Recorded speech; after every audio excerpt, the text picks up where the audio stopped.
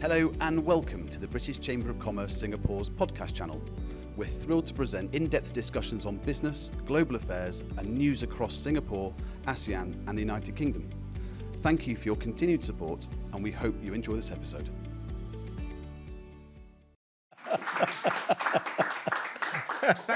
Thank you very much indeed. Sir Martin Sorrell. Good. It's truly an honour. Yes, it is. You're dead right. It is an honour Thank for you very much. You're exactly indeed right. for sparing us some time. As you can see, we've got a live live audience, yeah. Absolutely. They can boo and they can clap. And everything. Well, you never know. You never know. Yeah. And hopefully, if we've got enough time, they can ask us a few questions later on. Good. And we'd also like to welcome our podcast audience joining us on the BritCham Podcast, our BritCham Podcast listeners, for a very, very special episode. And also a big thanks to Podster, who are hosting us today in their rather salubrious podcasting environs.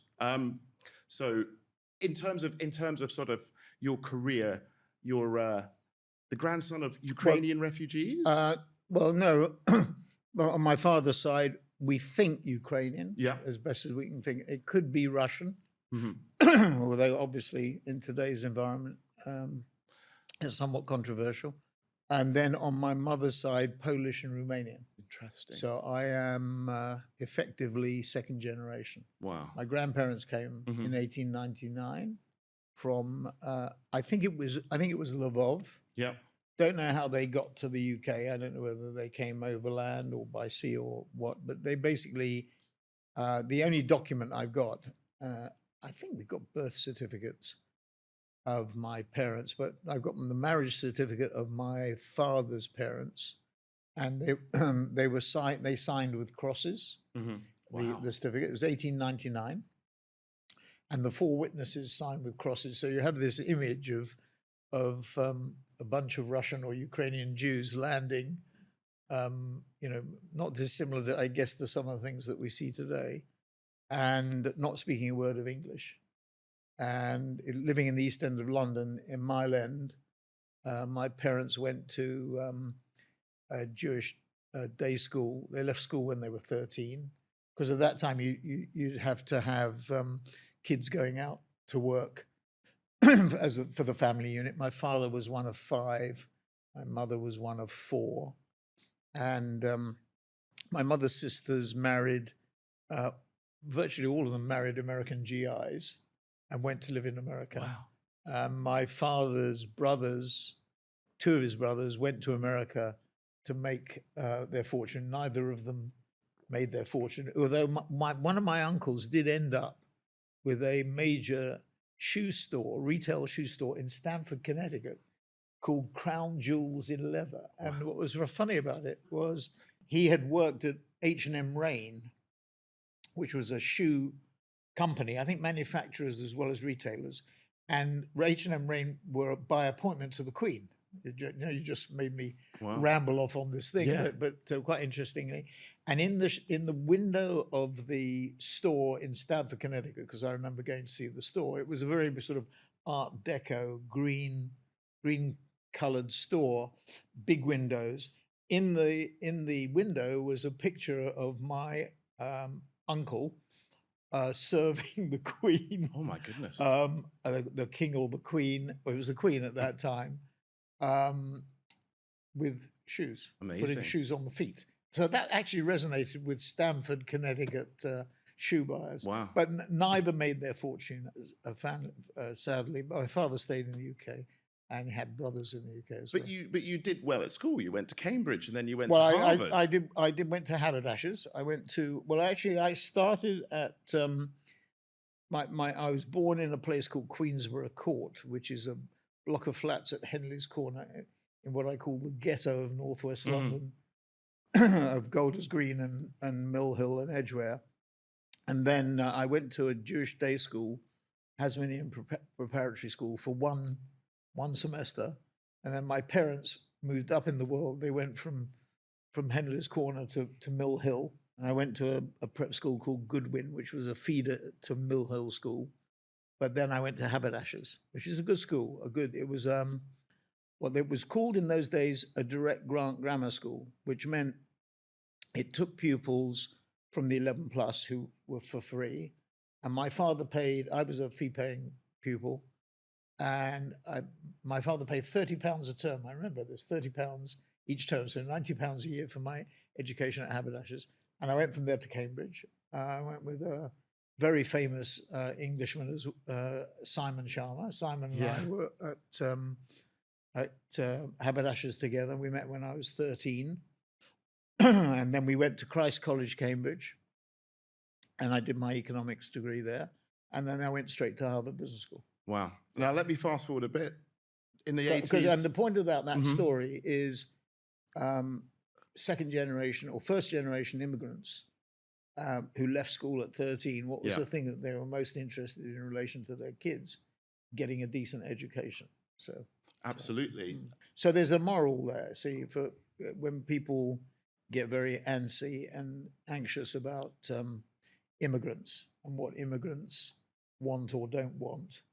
I mean, the interesting thing is that many, maybe not all, but many want to improve their lot. Yes. And the way they improve their lot, if they have kids, is get them. You got to remember, my mother left school at 13, my father left school at 13.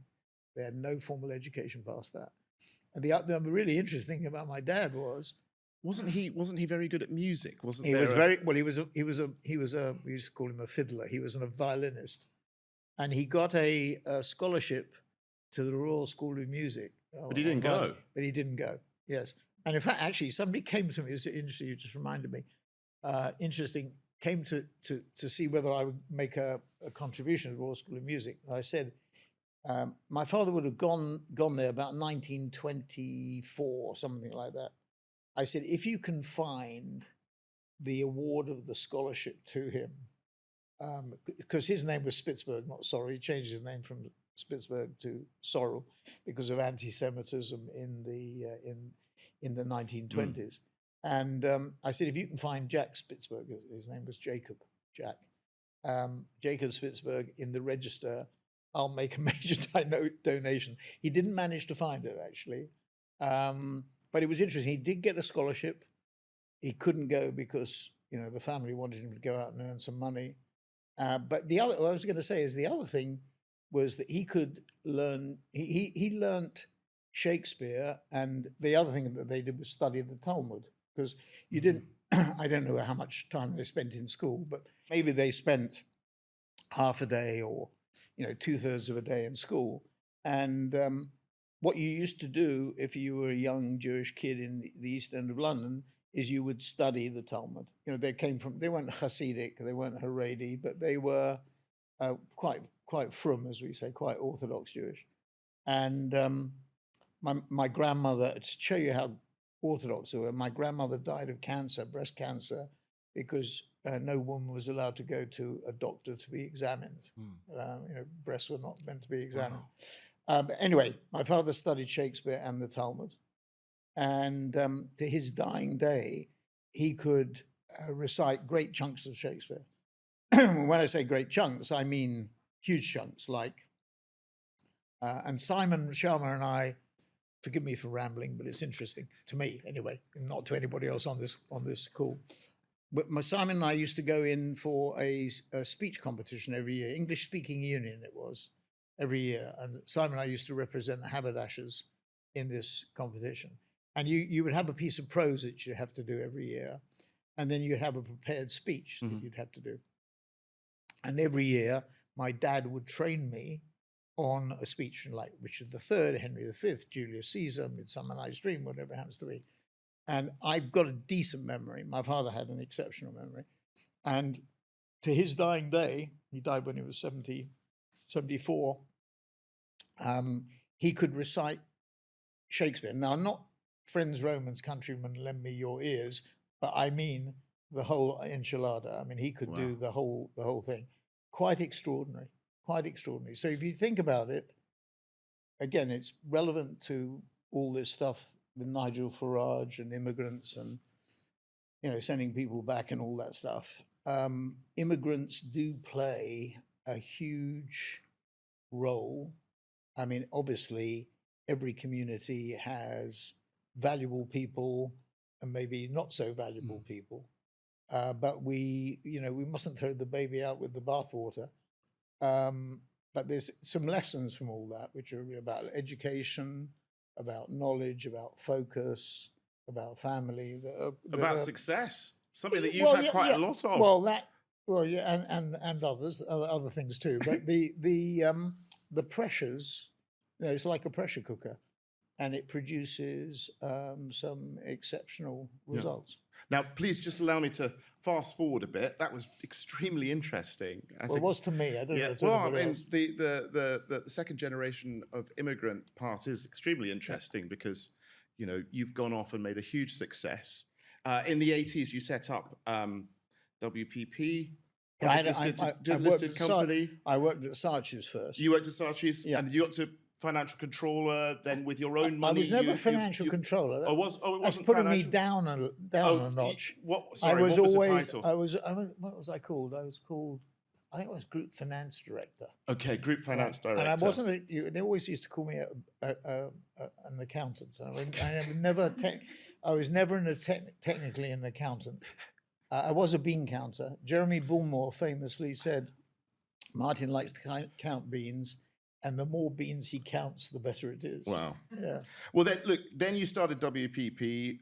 You bought a small public listed company that sold shopping trolleys. No, not trolleys. Baskets. We couldn't fit one basket on top of the other to get a trolley. And it sort of had a revenue of about £1 million a year. I think yes, it did. 30 years later, a bit more. You had a company that had accumulated over 400 agencies, was generating 15 billion in revenue. I get a bit irritated. Employed 130,000 people. It was more than that in some respects, but I get a bit irritated about 400 agencies because the implication of that is, we were sort of doing a deal a day. And the answer is that we had spasms, right? I mean, we had a spasm at the very beginning when we started in '85, and we started with nothing. We had a wire basket manufacturer, and the initial document famously said we're going to build a major multinational marketing services company. So it was this little pissant little business in Kent, which made wire baskets and made a not well remembered fact. It made animal cages, but we used that as a base. And we had spasms, as I was saying. So 87, when we started in 87, I think in the first 18 months, we did 18 deals and we built. Wow. And then we used that as the platform for JWT in 87 and 89 with Ogilvy, et cetera. And the rest is history. But after 89, I screwed up on the Ogilvy acquisition in terms of the funding of it, too much debt. And we had to sort of fight our way out of the paper bag in the 90s. Which we did. So in the 1990s, we actually had a period where we recouped, we sort of repositioned ourselves and then built the agency, the group with Ogilvy and Thompson in it till the year 2000 when we merged in inverted commas with Y&R. They were a half our size and it was all paper deal and they had a third of the board and we had 2/3. So we had control. And we then had a quieter period after that until Gray, I think it was in 2004. I think Taylor Nelson was at like 2007. So we had, but there is this thing because WPP has now got itself into trouble, or we can talk a little bit about that, about why that might be the case or not.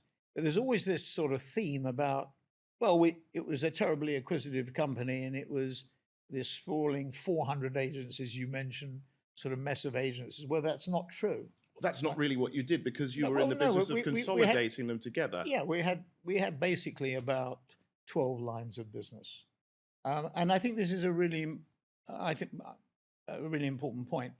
I think simplicity is the hobgoblin of small minds, and I think the people who say that, and it's the management or the ex-management of WPP, because now there have been changes. And their defense is it was a sort of complex mess. And the answer is it was complex. but it wasn't messy. It was up to them. The devil is always in the detail. And if you're, I think this is also very important. If you're sort of born and bred through something, your knowledge of it and your attitude to it is very different than if somebody comes in from the outside. For example, I hear people say that they love WPP, and it really gets under my skin when they say that, because they don't love WPP, because they never gave birth to WPP. Scott's in the audience. Whilst I don't think Scott was there when we started it, certainly came in. So he has a greater affinity. I obviously have the ultimate affinity, because together with a guy called Preston Ravel, we first took our stake in WPP, or Wire and Plastic Products, as it was called then, and created this monster. But for somebody to say that they love it is a joke, because they've never really experienced it. They might have had some peripheral involvement with it, or may have come into the story at some later stage, but to say you love it is just PR nonsense, okay? Because you've never really you could say you like it, but you can't say that you really, starting a company, I always used to say, is a bad example, is like giving birth, right? I can't speak for that because I'm not female, but it is like giving birth to an idea, a concept.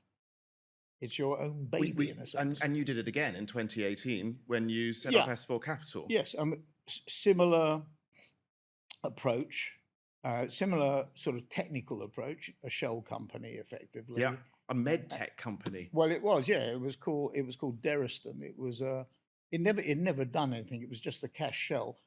Wire and Plastic Products was a manufacturing company.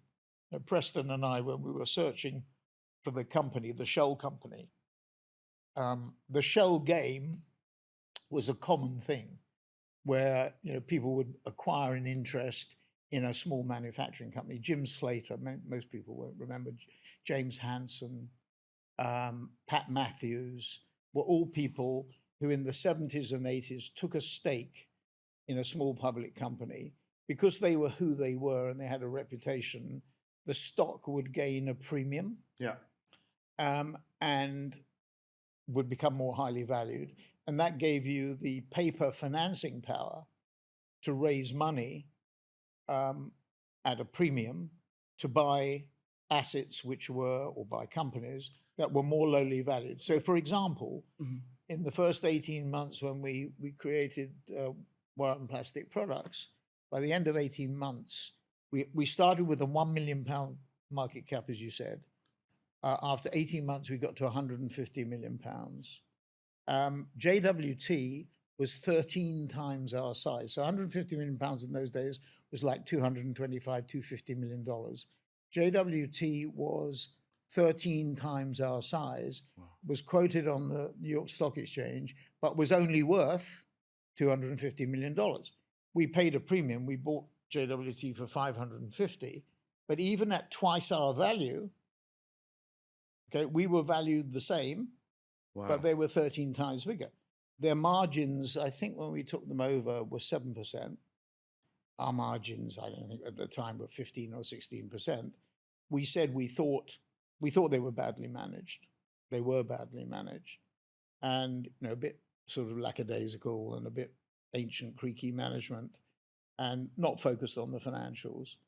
So we thought there was an opportunity. But the basic financial principle was you inject, because of the people taking the stake in the company, there was sort of hope that their reputation, their abilities would create value in the future. So you've got a premium into the stock. And we bought a company, as I say, which was technically 13 times our size. And all we did was increase our share capital we doubled the size of our share capital, basically. Yeah. And the rest of it we funded through debt. So Singapore to us has always been sort of an industrial, or not industrial so much, but commercial success. I mean, a commercial wonder. Because if you go back to the early days of Lee Kuan Yew, people said it was impossible. Yeah. People said it couldn't happen. You couldn't turn this part of the world into the complex that it is now. And the answer is you can. And the sad thing, I think, for British people post-Brexit is that we haven't been able as yet, and maybe we will, maybe we won't, being able to capitalize. I mean, I wasn't in favor of Brexit. I was a Remainer. I mean, you've been quite scathing about it. You've said that. Well, You even said that the British government could learn something from Singapore. Well, they can do. And, now scale is different in terms of number of people and nature of the country, but certainly can. Now, some people say Singapore has downsides in terms of directive and control and discipline. I'm not so sure I agree with that. So I think the interesting thing about Singapore is it is a wonderful place and a wonder. Singapore is very interesting in the context of industrial development, commercial development, state development, statehood, government, governance, and the like.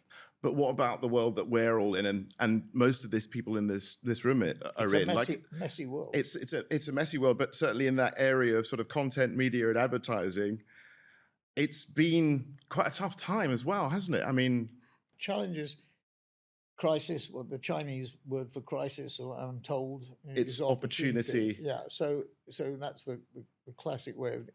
But I think every situation has opportunity in it as well. I mean, if you look at S4, Monks has had a tough time in the last couple of years. Do I think that the basic formula around Monks or around S4 built around digital-only, data-driven, faster, better, cheaper, and more is the flag that we go to market under and a unitary brand? Do I think that is as relevant today as it was 7 years ago? It's more relevant, right? So the world is more digital. It was 50%. The market was 50% digital when we started. It's now 70, and it's going to trend towards 80 within a couple of years. Data is more important now because of AI. I mean, data drives the business in many respects, to the dissatisfaction of many, but I think it's actually an asset, just like technology. Faster, better, cheaper, and more in an AI world, doing things more efficiently. Well, I mean, you've said on the subject of AI, you said that AI is basically reshaping the market, but you speak about sort of 5 different areas that AI is reshaping the market. And then unitary, one brand. Publicis is doing well in our industry. It went through a difficult time, as people know and say, in order to get to that one publicist. It's not actually one publicist, but it basically is more one than it was before. So I think that the 4 principles are still as relevant, maybe more relevant than it was before. And just in terms of, the 5 things. The 5 things. Visualization, cutting to the, just very quickly, visualization and copyright, compressing what took months and cost millions into weeks and hundreds of thousands, or sort of 20%, 30% of the cost it was before. I mean, we're running a test at the moment, an ad that would take 4 months to produce and cost $2.5 million can be done in 4 weeks for $500,000. So compressing. Big, tough one for agencies because they sell on the basis of time. So you have to get moved to outputs. The second area, personalization at scale, the Netflix model on steroids. Huge opportunities to deliver content that might be relevant to you or me and might touch emotional and psychological nerves in order to consummate sales. So huge opportunity there. Maybe in the first, less employment. In the second, more employment. Third area, media planning and buying. Algorithms are going to rule. Algorithms rule equity investment, investment as a whole, the difference between equity and gold and property and real estate, etc. Why not for media planning and buying, which is only $1 trillion industry, whereas investment is multiples of that. Fourth area is general efficiency. When I was in India, and we're pitching a major Indian company in outside broadcasting now, which will reduce the cost of the outside broadcasting by something like 70-80% using AI and cloud instead of a broadcasting truck. So it's a good example. And the fifth area is spreading knowledge inside firms. I mean, the UK government, I think, if they leverage AI, and of course, Keir Starmer announced this big, I think it's got lost in the haze of what's happening around immigrants and whatever. But you remember a few weeks ago, they launched this big thing about we're going to make the NHS, AI more efficient, and AI is going to be a savvy. backbone. You'll have to an that. app. Yeah. The British government discovered apps. We'll have an app that enables us, to monitor. I mean, I've just gone through cancer stuff, and I know what what happens in the medical industry, in the private sector and the public sector. But they promised all this. The question is, we'll have to deliver it. If they deliver it, it will make government extremely efficient. It will flatten it. It will democratize knowledge inside the government and make government much more effective, just like it's going to make commercial companies much more effective. It will also free up people inside companies. I mean, it'll make people much more cooperative inside companies. I mean, it's one of the biggest problems. I'm not the biggest problem for companies and agencies is politics with a small p. Yeah. Well, I mean, what about on the area, the sort of the creative side of things? Mark Zuckerberg said, AI will handle much of the creative and optimization process on their platforms. I mean, is that brilliant or is that worrying? I agree 150% with him. But he only controls currently 150 billion out of 1 trillion. Right. Or out of digital, 150 billion out of 700 billion. So he's dead right, I think, directionally. But he alone, unless he gets to 100% market share, he alone will not be able to do it. So just taking Meta as an example, he may say, give me your credit card and I'll fix it for you, and I'll give you the 3,000 creative ideas that you need. But there's another 85% of the business, or 80% of digital, that he doesn't control. So he's half right. What has to happen is the other platforms have to do the same thing, which they will do. And then clients will rely on people like us to validate what the algorithms say.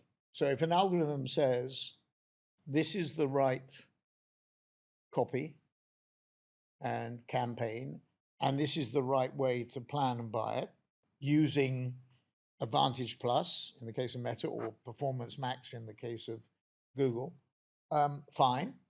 But they'll want an independent, in inverted commas, third party to validate it. So you wouldn't go to Rupert Murdoch and say, here's all my money, invest it in the media, because you know that Rupert would probably have a bias, no skin off his nose, but a bias towards Murdoch Media, not other media alternatives. Same thing with Zuckerberg. So he's right directionally, I think, and it is going to go that way, and the platforms are going to become more important. I was at a conference in Delhi. But do you think that the platforms themselves, those platforms themselves, they might actually be a little bit too powerful in that sense, in terms of what you're... I was going to say. So there was a guy from Grok, I think it's called. He said on the stage in Delhi that he thought companies like his own and smaller companies would become more effective over time. I disagree with that. The Mag 7, the big companies, so Microsoft, Nvidia, Alphabet, Meta, Amazon, Alibaba, Tencent, ByteDance, you put it all together, they're investing at least, Amazon and everybody else, they're at least investing another $500 billion a year on AI capacity. So the big, in my view, are going to get bigger. And if you said to me, what are the attributes that make digital companies stronger, or in an AI age will become stronger? Data and distribution. Who has data and distribution? Alphabet, Meta, Amazon, Alibaba, Tencent, and ByteDance.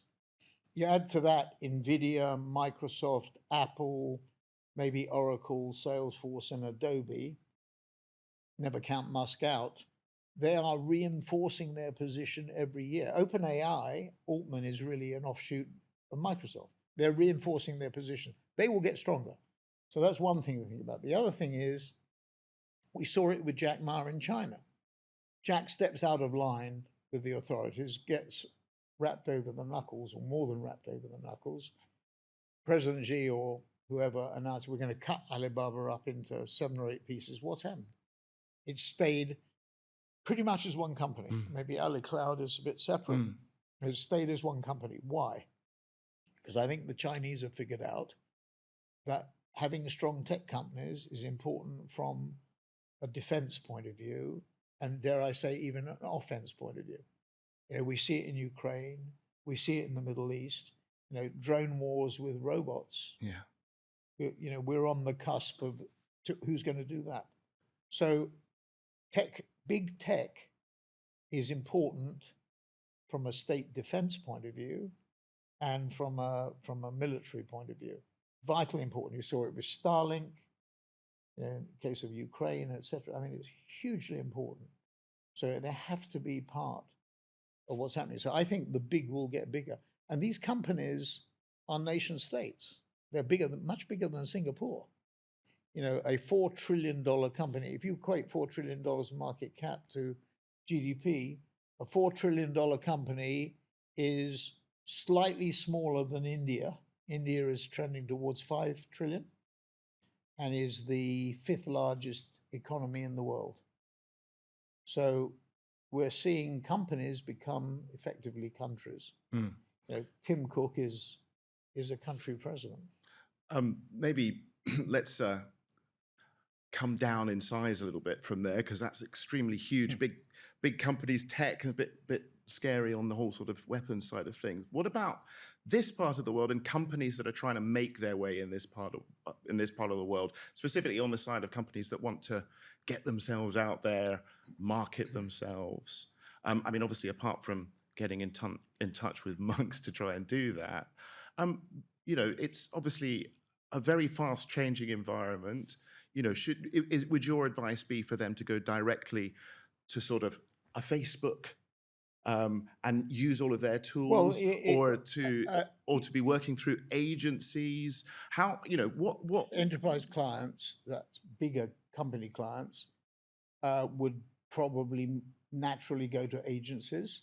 I think people forget that 70% of Alphabet's revenues, or Meta's revenues, or Amazon's revenues, they come from the media buying side. No, come from small and medium-sized enterprises. From small and medium-sized enterprises. So, you know, I remember Jack Ma saying that Alibaba was the sort of engine of the Chinese entrepreneur, of the small and medium, because it enabled the small and medium-sized entrepreneur to grow their business. I think that is true of Alphabet. You know, if you go back to COVID, people forget, right, that one of the reasons why small and medium-sized companies survived during COVID was they had access to these companies. So Alphabet doesn't give the detail. Meta used to give the detail on their small and medium-sized, the number of customers, never the proportion of their revenues. But we guess that 70% of their revenues, the big platforms, the big 6, the 3 Western, 3 Eastern, come from small and medium-sized enterprise. So they are the lifeblood. Exactly what Jack Ma said is dead right. They are the lifeblood of a small and medium. So they would tend to go direct. That's why Zuckerberg's statement is powerful, right? Because I think you will have the opportunity as a small and medium-sized company to create content, to plan and to buy it by using a platform. The question is, you know, if you have, you know, £100,000 to spend, how do you spend it? Which platforms? But within the sort of closed systems of those platforms, you know, I think from what you were saying, it's getting increasingly harder these days to actually find out if the campaigns that you might be doing yourself, or the creatives that you're putting out there, or the marketing that you're putting out there, because they're reporting the data back to you. Yeah, but that's whether- why you need a third party like us or others to validate that what they say is what they do, or what they say is what you can achieve. So to judge the results, the measurement is becoming more sophisticated. It's still, if that old Unilever quote or Sam Wanamaker quote, there are lots of people who claim that they said, I know I waste half my advertising, but I don't know which half. I would say it's probably, I know I waste a quarter of my advertising, and I'm not sure which quarter it is. So it's got better. Yeah. And it's certainly better online in terms of measurement. It's much easier, I think, to measure online the success or failure of a campaign rather than offline. Yeah. That is much more touchy-feely. Great. Look, I think that it's probably time for us to throw put some everybody questions to asleep, the audience. There's been no applause, so they might be asleep. There's laughter. There we go. There's some applause. I think that we should start because Susie's got a really good question. Susie didn't know it, but she has now. No, she does. You prepped this. Yes, You prepped yes, this. we Okay, prepped fine. this. So, Okay. Susie, what's your question? Have we got a microphone for you? So I've worked for most of the holding companies now, and currently Which is most? There isn't a holding company I WPP, remember called Most, but anyway. WPP, IPG, and now Publicis. Okay. So I wanted to ask you, it's So what's the difference between the three of them? Not a lot. Come on, you I think can't get away she's with asking you the question. Come on. No, I'm interested in your thoughts on, there is always debate over the holding company model. Is it still relevant? Does it still work? What's your views on that? Well, if you look at those three, two of them are in trouble and one of them is doing okay, or more than okay. So why is the one that's doing okay or better than the other two doing well? I would say leadership is one reason. I would say strategy is another, and I would say structure is a third. So on leadership, they have Sadoun and Levy in the background, supposedly, but I think he's more in the foreground than people think. But it's a dynamic duo. They're sort of Batman and Robin, let's call it. Then you have on strategy, they clearly have a good story around data and digital. And then on structure, they've gone to a country structure. And I think that's a simplified structure that works, whether good works well. In the case of WPP and IPG, I would say on the leadership, on the strategy and the structure, they've all got issues. So it's not easy. I think the geopolitical stuff, US, China, Russia, Iran, plus tariffs on top of it, do make life difficult. I think AI is an additional, ultimately constructive, but in the short term, disruptive issue. So I think that's the reason. Now, is the holding company structure the right structure? If you think about the four things I said in relation to S4 and Monks, digital only, they can't be digital only because they have their hereditary, their old media connection. And even Publicis probably has 2/3 of their operations still connected to old media, which is 300 billion out of the trillion and is declining, whereas the 700 billion digital is increasing. So it's quite difficult for them that data-driven, Publicis has Epsilon. The other two, Omnicom and IPG say they'll get a better data offer through merging with the piece of Axiom that IPG bought is not the good piece. The good piece was too expensive and they left it behind. WPP did have a good data business, but sold control of it to Bain Capital. Although I would say, I was heavily involved in that. I would say we didn't leverage that business. One of the things with 2020 hindsight, maybe we should have just put Group M and Kantar together and seen what we could do to leverage Kantar, because Kantar was a rich trove, or is a rich trove of data, although I think Bain Capital found it more difficult to make it into a more modern offering.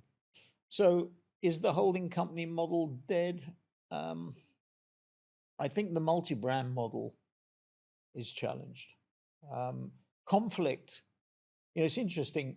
WPP put Gray under Ogilvy recently. That's pretty extraordinary because Ogilvy's one of the biggest clients is Unilever, and one of the biggest clients that Gray used to have was Procter. So it either means that Procter and Unilever accepted that conflict can be managed that way, or there's no Procter business left inside Gray. So that's a bit of a strange one. So I think probably the multi-brand model at scale is definitely gone. Whether you have to have multi-brands to deal with Ford versus GM or Pepsi versus Coke is another question. But look, I don't think you're running through the holding companies. Obviously, Publicis is on a faster track. Havas is doing a little bit better each year. So you've got two French-owned companies that are doing better. Omnicom is flat. IPG is going to go into Omnicom. WPP, in my view, should be dismembered because I think it's gone past the point. But maybe Cindy Rose, the new CEO, she starts September the 1st. So in a week's time, maybe she has some magic solution or magic, because she's from tech, that she'll make a difference. My view is it's gone past the tipping point, but that's a personal subjective view. So the holding companies are gonna have to change. There's only one that's doing well. Omnicom is flat. People don't. Stagwell is flat. They've all sort of run out of growth, run out of room, except for Publicis. And Publicis have been winning a lot of business in head-to-head contests. Why? Because I think they do have better leadership, they do have a better story, and they do have a better structure. But what do you think? As you're a publicist now, you'd have to be pro-Publicis, wouldn't you? I am. I mean, I've worked at all three of them at different periods within their evolution. I suppose so at WPP maybe 15 or 16 years ago now. And that was my first experience of a holding company. Which part did you? Windar. Okay. So I did That's there. now dead. It's gone. I know. Buried. I know. Scandalous, isn't it? It is. Isn't it scandalous? Yeah, I think it is. I agree. I think clients look at that and say, what the hell are they playing at? How can you destroy a brand? You destroy Y&R, JWT's gone, Wonderman's gone. You could argue AKQA's gone, Gray's gone. I mean, these brands, which despite my efforts and the efforts of other people to destroy them over the years, have managed to survive. Why have they survived? Because they're so strong. Actually, it's a really important point. When we attempted the takeover of JWT, which were hostile, and Ogilvy, which was 1987 and 89, people said it was impossible to do it because there were people, I always remember it, people go up and down, in lifts and in and out of the building every day. Therefore, de facto, it was impossible to do that. You couldn't do a hostile takeover. What people didn't understand was there was an institutional backbone to those businesses. I remember an investment banker saying to me, a good investment banker saying to me, they're like investment banks. They deal with clients at scale and they have a credibility which is extraordinary. Nobody ever got fired, certainly in times gone by, for hiring IBM. You never got fired for hiring JWT. It was a strong brand. And yet here we have, WPP has managed to destroy those brands. Actually, not just destroy them, they didn't bear it, they're gone. And replaced by VML. The only people who know who VML is Taylor Swift and Travis Kelce, because they're from Kansas City. Some people in the audience know what I'm talking about. Do we have any other questions? Neil? Where are you a refugee from? Also from Publicis? In the world, the No, UK, in business, I've been running my own businesses for Okay. 20 years. So Okay. Doing what? doing content and communications, Okay. mainly content marketing when that rose. That was the Okay. big opportunity for me because I came out of TV and news as a journo. I was just wondering, are you familiar with the dead internet theory? And With is what? dead The internet dead theory, internet theory. and if No. that's a threat? Where the internet just Sure. gets so full of content and Well, stuff that it that's stops not dead working. internet posits that basically more than 50% of all internet traffic is bots now. It's not people, and yet you still have to pay for them as if they are people. Yeah. And with AI and agentic AI coming It'll get in, worse. it's going to get worse and worse and worse. And is that a threat to digital businesses? Well, I go to Cannes every year, and there's a guy, won't name him, who is at Amazon, very senior, and we sit down with him every year for an hour, and he's very thoughtful. He's very senior in Amazon, doesn't deal with outsiders much, deals with advertising. And that issue you just talked about, he basically said to me, Martin, in 5 years' time, the internet as we know it and websites as we know it will be very, very different. Agents will be talking to agents. So bots will be talking to bots. I need a pair of shoes. My agent will talk to, the shoe manufacturer's agent or retailer's agent, and a pair of shoes to my liking and size and form will be delivered to me. I suppose it might even be 3D printed or something. So I think it is going to change, yeah. And I think it is, how fast that happens. I mean, one of the things going on at the moment is, does AI affect search? Do LLMs affect search? If you talk to the people at Google, for example, they will say to you that the primary demand for search has increased.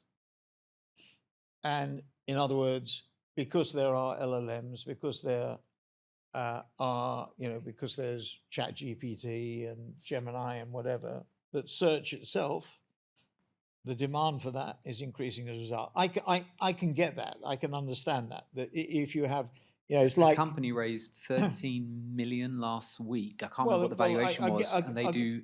Yeah, I'll give you another SEO for example. I was in AI. India. And I was talking to somebody who's a Coke bottler in India, in southern India, and I said, Mukesh Ambani is doing Camper, which is a cheaper Coca-Cola.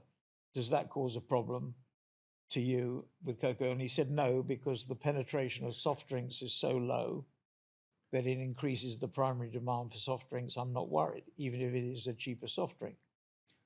So you could make the argument on search that the growth of ChatGPT and all the other alternatives, Musk, etc., will create more demand. At some point in time, that's going to flip. At some point in time, the market will become saturated. So whether it then flips and then the model has to change, because if you've got agents talking to agents, where's the ad revenue going to come from? That's what people are saying. So there will have to be the development from an ad revenue point of view to cope with that. And I often think about why was it that Google at the beginning, Google bought DeepMind in 2014 and were by definition way ahead of Microsoft and Apple and everybody else in 2014. So why was it that they didn't push Gemini out before ChatGPT? ChatGPT, with the launch by Microsoft of ChatGPT with OpenAI, sort of was a seminal event. Now there's sort of several explanations as to why that might happen. The first would be they genuinely thought that there was hallucination and therefore it wasn't time to launch the product. The other suggestion is they were worried about the existential threat of machines being more powerful than people. Geoffrey Hinton, a founder of DeepMind, left, if you remember. He's a professor at Toronto University or something. And he left because he was worried about the existential threat. The third reason is they're worried about, eating their own, cannibalization. And it may well have been one of those three, it might have been the last one. But in any way, they were hesitant. And they're now in the forefront. I mean, Gemini is as advanced as it can get competitively, and they will come out with more iterations, not just around their LLMs, but other things too, VO3 and beyond. So I think it's raising a lot of questions in people's mind as to what the model will be. So I don't know about the dead internet, but I think it's going to mean that we have to come up with new models that work in different ways. On creativity, does the internet, do LLMs and AI destroy? I don't think it destroys creativity. I think it makes it more important. I mean, strategic and creative is really important. And what's equally important is data and technology.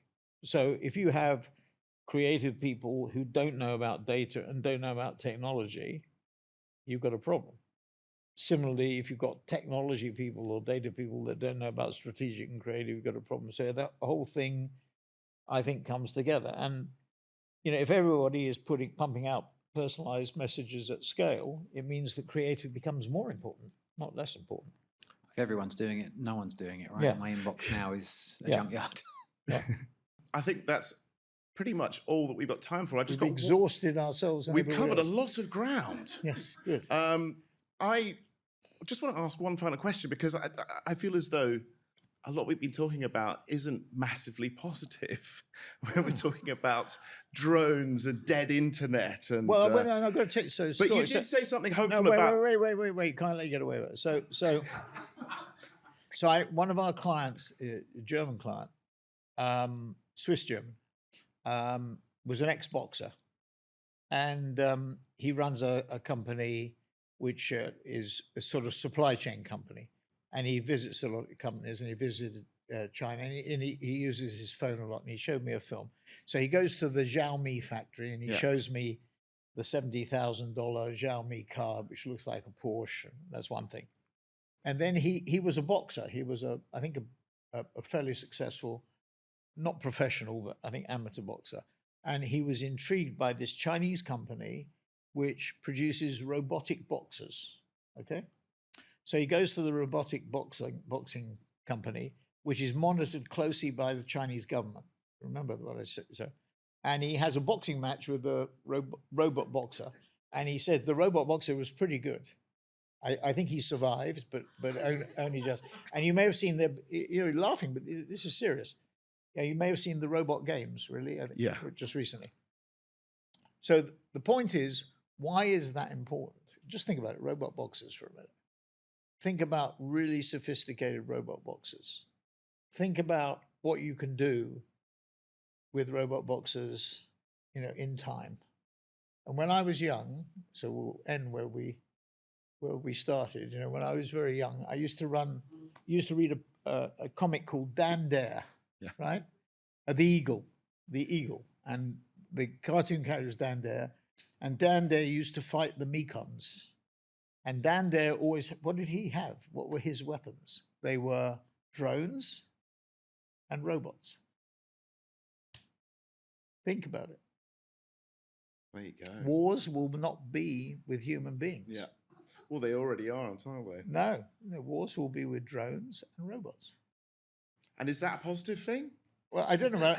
Well, it's look. When we were doing the Delhi conference, I said growth is going to be. I mean, I don't think it's negative. Mm-hmm. There will be, if the world is going to grow at less than 3%, as opposed to more than 3%. That's still pretty good going. Yeah. And if it's growing at 3, there will be countries like India and China growing at 5 or 6. There'll be countries like the UK be flat as a pancake. But there will be opportunity. So it's not negative. It's just realism. Yeah. I mean, you can't but look at the world at the minute and say realistically, there are some issues. I mean, it's a pretty extraordinary thing. I mean, John Bolton has his home raided. By the FBI the other day. Huh? Yeah. Ghislaine Maxwell talks to an attorney general and has sort of moved to a more comfortable establishment. We do have armed people on the ground in Washington, D.C. I mean, it is pretty extraordinary when you think about it. Fascinating chat. Sir Martin Sorrell, thank you very much indeed. Thank you for tuning in to this episode of the British Chamber of Commerce Singapore's podcast channel.